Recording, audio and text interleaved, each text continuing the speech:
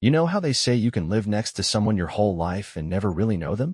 That saying used to feel like background noise, something people said in movies or crime documentaries.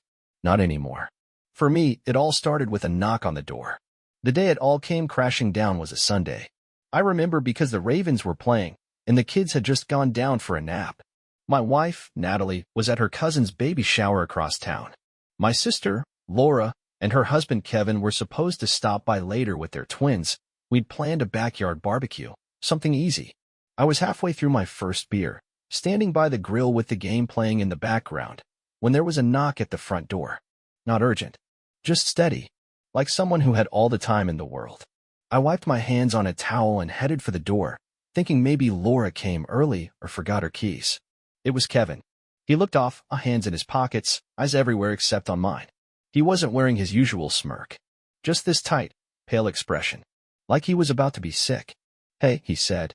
I raised an eyebrow. "You're early." He nodded once. "Yeah. Can we talk?" I hesitated, then stepped aside. He walked in like he'd done it 1,000 times, except he hadn't. Kevin never came in alone. He was always attached to Laura, or the kids, or someone he was trying to impress. He sat on my couch, like it belonged to him. And I just stood there for a second, watching him, feeling something shift in my gut. What's going on? He didn't look at me, just stared at the floor for a second, then said, "It's about Natalie." That got my attention. He rubbed his hands together and exhaled. "She's been cheating on you." I didn't say anything at first. I didn't move. My brain was trying to catch up, like someone had just spoken a foreign language and expected me to understand. Then he added, "With me."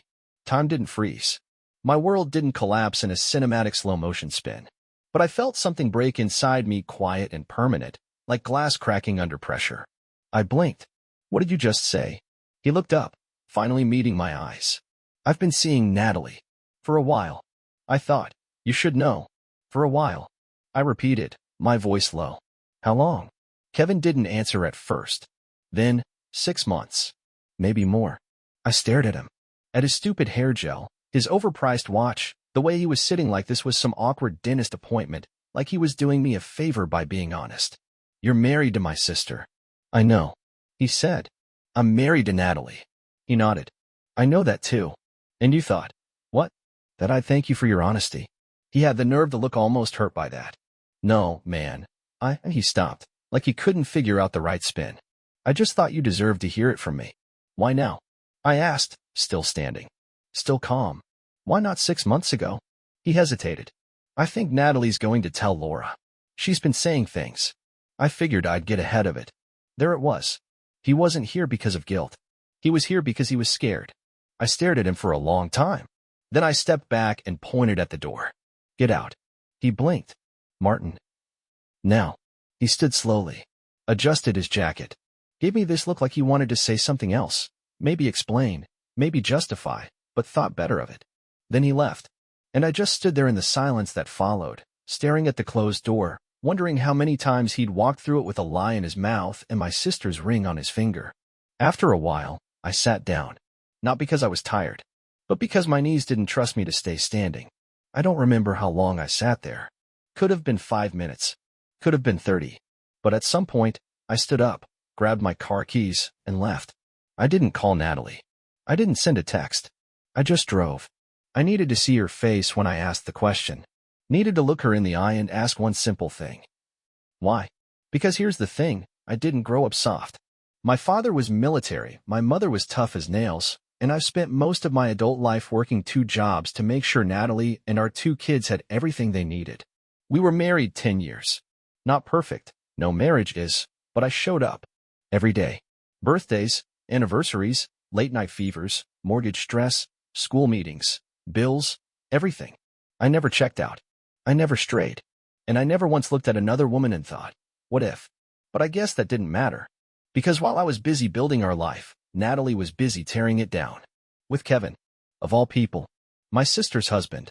I don't remember much about the drive to Natalie's cousin's house, just that it was quiet. No music, no radio. Just the sound of tires on pavement and my own breathing, steady and shallow. I didn't rehearse what I'd say. I didn't plan some dramatic confrontation. All I knew was that I had to see her. See her and look for the truth in her eyes, because Kevin's words still felt unreal, like a bad line from a worse movie. The shower was at this big suburban place Natalie's cousin married into money. When I pulled up, the street was lined with minivans and pastel balloons. A little sign out front read, "Oh baby," in sparkly cursive. I almost turned the car around. Almost. Instead, I walked up the drive, knocked once, and waited. A woman I didn't recognize opened the door. Early 30s, smile too wide, eyes too curious. "Can I help you?" she asked. "I'm Natalie's husband," I said calmly. "I need to speak with her." She blinked. "Oh, sure. She's in the kitchen. Come in." I stepped inside and instantly felt like I'd walked into the wrong painting. Everything was pink and gold, soft music playing, women laughing in little clusters. The smell of cupcakes and perfume filled the air. Natalie stood near the island counter, laughing at something with a glass of lemonade in her hand. Her dress was light blue, her hair curled just the way she liked it. If I hadn't known any better, I'd have thought we were still fine. Then she looked up and saw me. Her smile froze. I watched her face shift through confusion, surprise, concern, and something else. Guilt, maybe. But it was quick. Too quick to pin down. She excused herself and came over. "Martin, what are you doing here? I need to talk to you. Now." Her eyes flicked around the room. "Can this wait? This isn't really—" "No," I said, firm but quiet. "It can't." Something in my tone must have reached her. She set her drink down and walked with me out the back door, onto a little patio where nobody could hear us. We stood there for a second. Just the two of us, under a string of party lights swaying in the breeze. "Okay," she said, crossing her arms. "What's going on?" I looked her dead in the eye. "Are you sleeping with Kevin?" She blinked. A breath caught in her throat. Then, like it was rehearsed, she said, "What?" I didn't move. Didn't say anything else. Just watched her. She broke first. Where did you hear that?" she asked, voice thinner now. "So it's true." Natalie's mouth opened like she wanted to argue, deny it, twist it. But then her shoulders dropped, and she looked away. "I didn't mean for it to happen," she whispered. I let that hang for a second. Like it was supposed to make any of this okay. "How long?" She hesitated. "Since around Christmas," she said. We were both drunk at Laura's holiday party. It started there." I nodded once. Not because I understood, but because I'd heard enough. "Why Kevin?" I asked. Of all people. Her voice cracked. "I don't know. He listened. He made me feel like someone still wanted me." I felt the words hit, like dull punches to the chest. But I didn't flinch. "You have 2 kids at home," I said. "And a husband who never gave up on you." "I know," she said. Her voice shook. "I didn't plan this, Martin. I swear. It just happened. Nothing just happens." She covered her mouth like she was trying to hold back tears, but I didn't move toward her. Didn't comfort her. That wasn't my job anymore. "Does Laura know?" I asked. She shook her head. "No. God, no. Are you planning to tell her?" "I don't know," she whispered. I thought about it. Kevin said he might. But I was scared. I still am. I nodded again, this time slower. "You should be." She looked at me, her eyes wide. "What does that mean?" "It means you've burned 2 lives. Maybe 4. And you don't even know how deep the fire's gone yet." I took a step back. "I'm not staying in that house anymore," I said. "I'll get a lawyer. We'll figure out the custody arrangements for the kids. But you and I? We're done." Tears spilled down her cheeks. "Martin, please, don't do this now." "You already did it," I said. "I'm just cleaning up the mess." She started to say something else, but I was already walking away, through the side gate, past the cars, back to my truck. Once I got inside, I sat behind the wheel, both hands gripping it, breathing through the anger that threatened to crawl up my throat. I didn't cry. I didn't scream. I just stared at the dashboard until I felt steady again. This wasn't the worst part. Not yet. The worst part would be facing my sister and figuring out how to tell her that the man she built her life with was building another one behind her back. With my wife. When I got home, the house was quiet. Too quiet. The kind of quiet that doesn't come from peace, but from something that's missing. The kids were with my mom for the weekend. I told Natalie I needed space to think, and she agreed without pushing. Probably glad I didn't come back to pack my things in front of them. But the truth is, I didn't need space. I needed a plan. I dropped my keys on the counter and stood in the middle of the kitchen, looking around at the home we built together. The backsplash she picked out. The island I installed with my own 2 hands. The stools where our daughter used to sit and draw while I made breakfast. Now it all looked different. Fake. Like a staged house, waiting for a sale. I walked to the bedroom and opened her closet. Just stood there for a moment, looking at all her dresses. Her heels lined up like a parade. The perfume bottles. The silk robe she used to wear on Sunday mornings, the same robe she probably wore for Kevin more recently than she had for me. I felt the burn start in my chest. It wasn't loud. It wasn't violent. It was slow, steady, a controlled fire moving through the bones. I grabbed a box from the garage, started folding her things, piece by piece. Not trashing. Not ripping. Not burning. Not yet. I wasn't going to give her the drama she probably expected. I wasn't going to yell or throw her clothes out the window or light them on fire in the driveway like some angry mad child. No, I'm not that easy to read. She betrayed me in silence. So now I'd return the favor. I packed every trace of her into 4 boxes, taped them shut, labeled them in black marker. Natalie, closet. I stacked them by the front door like a delivery waiting to happen. Then I sat down at the kitchen table and opened my laptop. I didn't hesitate. Didn't stop to think. I just typed. Family attorney, discreet, Maryland divorce specialist. The first 3 results were ads. I picked the 4th one, a firm in Rockville, run by a woman named Kimberly Hale. Sharp reputation. No nonsense. Known for winning hard cases without dragging kids through the mud. I scheduled the consultation. Monday at 10 a.m. Then I opened another tab. Private Investigator Maryland Affair. I already knew the truth. I didn't need evidence to believe it. But this wasn't about belief. This was about leverage. Because while Natalie and Kevin thought they were being slick, I'd bet real money there was more they hadn't told me. Hotels, emails, photos, and I wanted all of it. I sent the inquiry, added a brief description, and attached photos of both of them. Then I closed the laptop and sat, still, alone in the kitchen of a house that wasn't a home anymore. It hit me then, the bitterness. Not sadness. Not even betrayal. Just cold, sharp anger. Because I gave her everything. 14 years of loyalty. Of grinding. Of being the man who always showed up. I fixed the leaks. Took out the trash. Took care of her when she had the flu. Held her after miscarriages. And never once did I stray. Not even in thought. And now? Now I was the fool. The chump who didn't see it coming. Except I had seen it. Little things. The fake smiles. The way her phone was always face down. The way she stopped kissing me goodnight. I saw it all. I just didn't want to believe it. That was my mistake. But that mistake wouldn't last long. I wasn't the kind of man you betray and walk away from clean. Not anymore. The next morning, I was at my sister's front door by 9 a.m. Laura answered in her robe, coffee in hand, hair a mess. Marty? Everything okay? I nodded once. Can we talk? Sure. She stepped aside, still looking confused. The kids are watching cartoons. You want coffee? No, I sat on the couch, waited for her to sit across from me.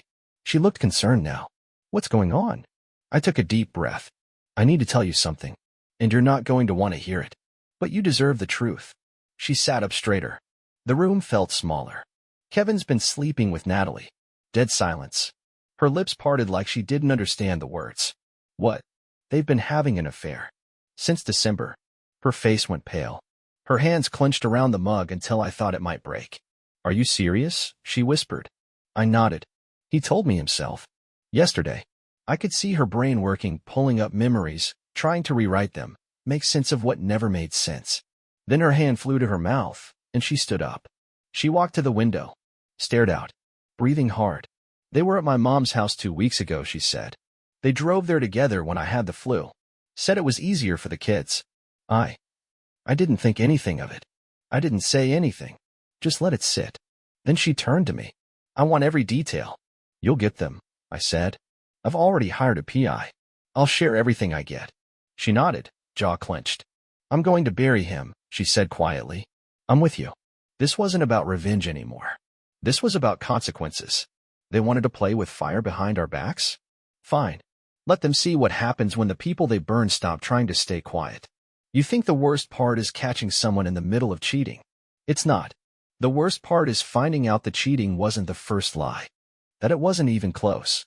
I was sitting across from Kimberly Hale, my divorce attorney, when it happened. Her office was neat, no nonsense. Framed degrees on the wall, books lined up like soldiers. She had this calm way of speaking, like someone who's walked through fire so many times, it doesn't scare her anymore. She was going over the basics, custody, property, joint accounts, when she paused and looked at me. You said your wife's name is Natalie Grace Whitmore? I nodded. Yeah.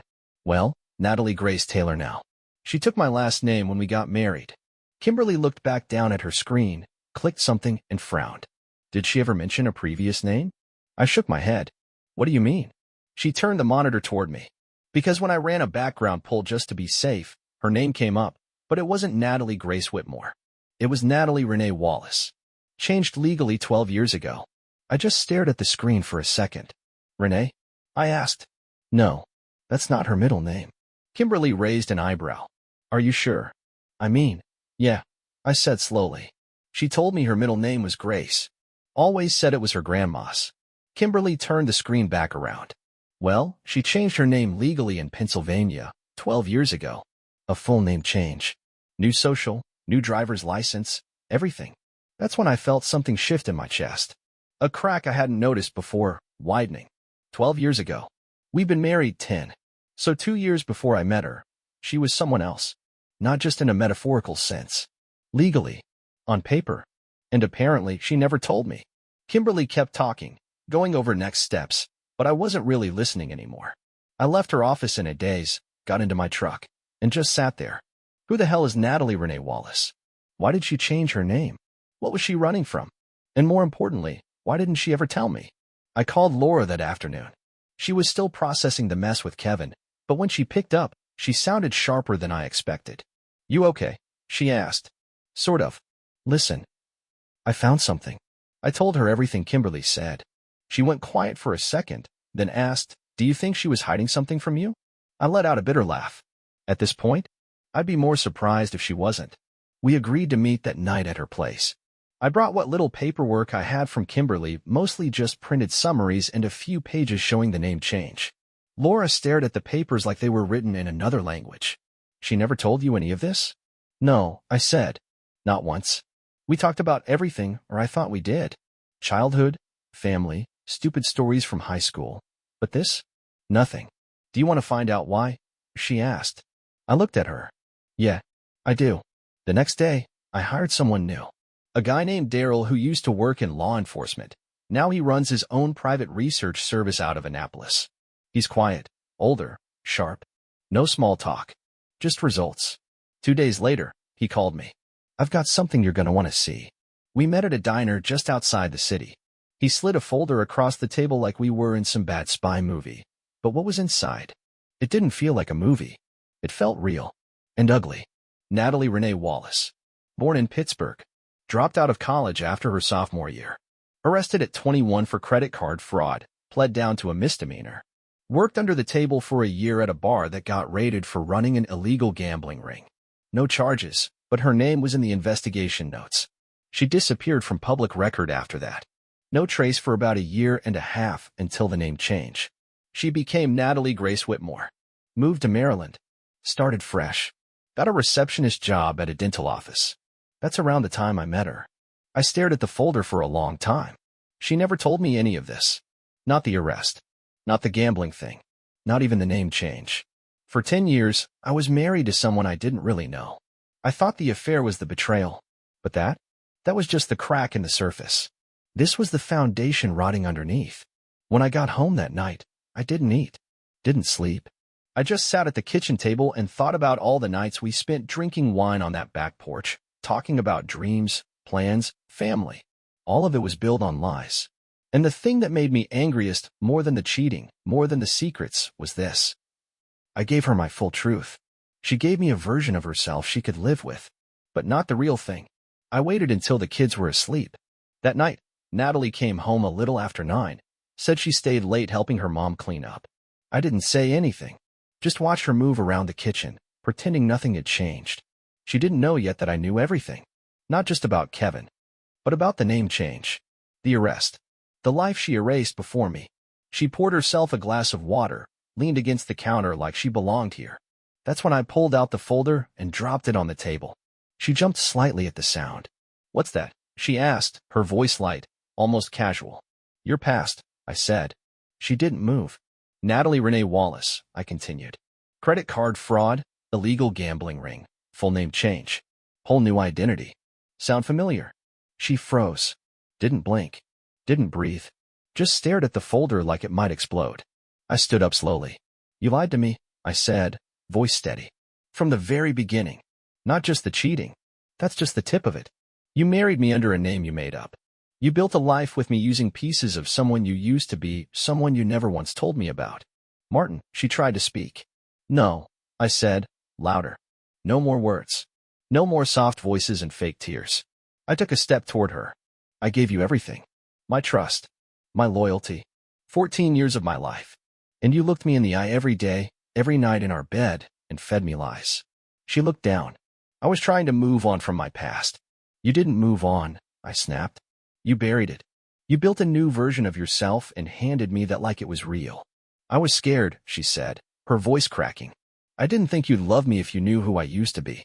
I shook my head. You didn't even give me the chance. She stepped closer. Martin, please. I never meant to hurt you. I was young. I made mistakes. But the life I built with you, that was real. I laughed. One of those bitter, hollow laughs that doesn't come from humor. You think this is about the arrest? The gambling? No. This is about you deciding for me. About you thinking I didn't deserve the truth. That you could control what I knew and still get all of me. She flinched at that. Good. Do you know what it's like to realize you've been loving someone who never actually existed? I said. Because that's what I'm dealing with right now. Her eyes filled with tears. But they didn't move me. Not anymore. I was going to forgive you, I said. I really was. For the affair. For Kevin. I thought maybe we could find a way to co-parent, keep it clean, keep it fair. But this. I held up the folder. This changed everything. She tried to step closer, but I backed away. Don't. I warned. Don't touch me. Don't try to fix this. She wiped her face, breathing hard. So what, Martin? She asked, her voice suddenly sharper. You're just going to throw everything away? Over something that happened before I met you? That was it. The switch. I walked over to the door, picked up the boxes I'd packed days earlier, the ones with her clothes, her books, her shoes, and dropped them at her feet. You threw everything away the moment you brought Kevin into our bed, I said. You buried the rest years ago. She stood there, stunned. You want me to leave? I looked her straight in the eye. You don't live here anymore. She opened her mouth, but nothing came out. I turned and walked upstairs, heart pounding, chest tight. Behind me, I heard her sob, but I didn't stop. Not this time. I didn't sleep much that night, but I wasn't restless. I was clear. By morning, Natalie was gone. Boxes, suitcase, everything. She left a note on the counter, 5 lines scribbled in shaky handwriting, trying to apologize. I didn't read past the second sentence. No more words. No more excuses. I folded the note in half and dropped it in the trash. Then I called Kimberly, told her to move forward with everything. Full custody, I said. I want the house. I want to protect the kids. She can see them, sure, on weekends. Supervised at first. But this is no longer a partnership. This is survival. Kimberly didn't even hesitate. I'll file this afternoon. Next came the bank. I closed every joint account, froze anything she had access to, moved my money into a private account with my name only, set up a new savings plan for the kids, updated the insurance policies, changed every password, every lock, every security code in the house. It wasn't about revenge. It was about protection. When someone shows you what they're capable of behind your back, you'd be a fool to leave the door open a second time. The next day, I picked up the kids from school myself. I didn't say much on the ride home. They asked where Mom was, and I gave them the truth soft, but honest. Mom's living somewhere else for now. Grown-up stuff. But you're with me, and that's not going to change. They didn't cry. They just sat there quietly, both of them watching me like they were trying to figure out if I was okay. That's what broke me. Later that night. Not the betrayal. Not the legal forms. Just that look from my daughter, my son. That silent question. Are you still strong, Dad? I made a promise to myself in that moment, not just to survive this, but to come out better, stronger, wiser. And they'd see it. The fallout came quicker than I expected. Laura called me 2 days later, her voice sharp as a blade. I confronted him. I didn't need to ask who. He didn't deny it, she said. Not a single word. Just sat there, like a child caught with stolen candy. I told him to pack his things and get out. How do you react? I asked. He cried, she said, her voice flat. Can you believe that? Kevin cried. Like he was the one getting cheated on. I shook my head, not even surprised. He thought he was immune. He's not, Laura said. He lost his wife. His kids are staying with me. And I've already talked to a lawyer. He's not getting this house, and he's not getting sympathy. There was a long pause. Martin, thank you.